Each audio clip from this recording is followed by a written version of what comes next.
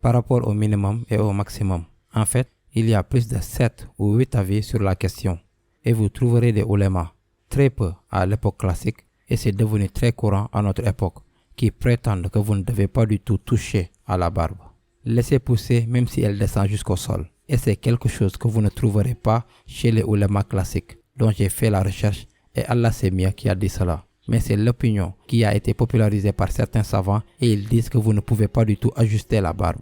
En revanche, à l'autre extrême, nous avons des gens qui disent que c'est obligatoire, que vous devez tailler la barbe après une certaine longueur. Et ils disent généralement après une poignée. Et au milieu, il y a 4 ou 5 positions. Certains disent qu'il est indispensable de couper, certains disent qu'il est indispensable de ne pas couper, certains disent que vous êtes autorisé à couper en dessous de la longueur du poing, certains disent que vous pouvez couper sur les côtés et pas par le bas, etc., etc. Il y a donc beaucoup d'opinions différentes. En les regardant tous, avec leurs preuves, une chose est claire. Le prophète sallallahu alayhi wa sallam a ordonné de faire pousser la barbe. Ceci a été reporté en tout dans 5 ou 6 traditions, dont la plupart sont dans Bukhari ou Muslim. Le prophète sallallahu alayhi wa sallam a dit « A'ful liha wa'firu liha ». Continuez à faire pousser la barbe. Il a dit de ne pas le couper. Donc il a dit de ne pas arracher la barbe et de la laisser grandir. C'est clair que c'est une obligation que nous devons suivre. Il a été rapporté par au moins 3 des Sahaba et au moins 10 des Tabi'un qu'ils avaient l'habitude de tailler leur barbe. Certains après une poignée, certains d'entre eux uniquement pendant le Hajj et la Umrah,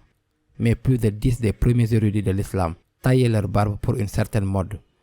Cela nous montre qu'ils ont compris l'ordre du prophète sallallahu alayhi wa sallam que l'interdiction n'est pas de couper, mais l'interdiction est de ne pas avoir de barbe.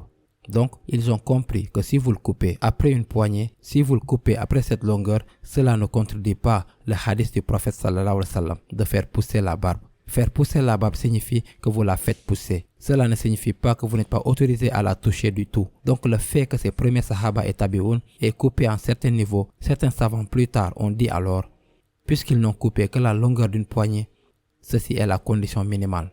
Mais la question qui se pose ici, attendez une seconde.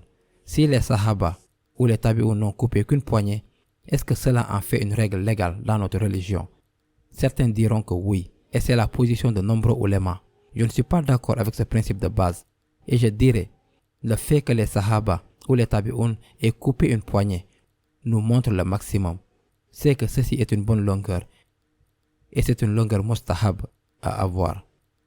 Prétendre qu'une personne a commis un péché pour avoir coupé plus qu'une poignée, c'est-à-dire avoir une barbe moins qu'une poignée, prétendre qu'une personne a désobéi à Allah et à son messager, je pense que c'est une déclaration très dure à dériver des actions des sahaba et des tabi'un. Je pense que le plus que l'on puisse en déduire est que la barbe a une longueur optimale, et cette longueur optimale est la poignée. Si quelqu'un a une barbe qui est d'une longueur inférieure à une poignée, je ne pense pas du tout qu'une telle personne ait commis un péché. Il n'a pas désobéi à Allah et à son messager. Vous pourriez dire que c'est makruh, vous pourriez dire cela. Si quelqu'un dit cela, je saurai d'où cela vient. Et on pourrait même soutenir que c'est mubah et pas makruh. Donc la question est, quel est le strict minimum? Bien, le strict minimum pour cela doit être regardé linguistiquement. Qu'est-ce qu'un lihya? Et la position majoritaire des linguistes et des grammariens est qu'un lihya, le mot arabe pour une barbe, est ce qui pousse sur les joues et le menton.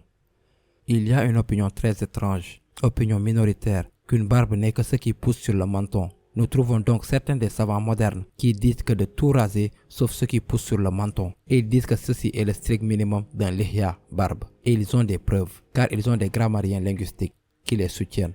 Mais la position majoritaire qui est soutenue par la majorité des linguistes, dont Ibn Asir, y compris Ibn Manzour, y compris Fayruzabadi et autres, je vais devoir chercher d'autres noms.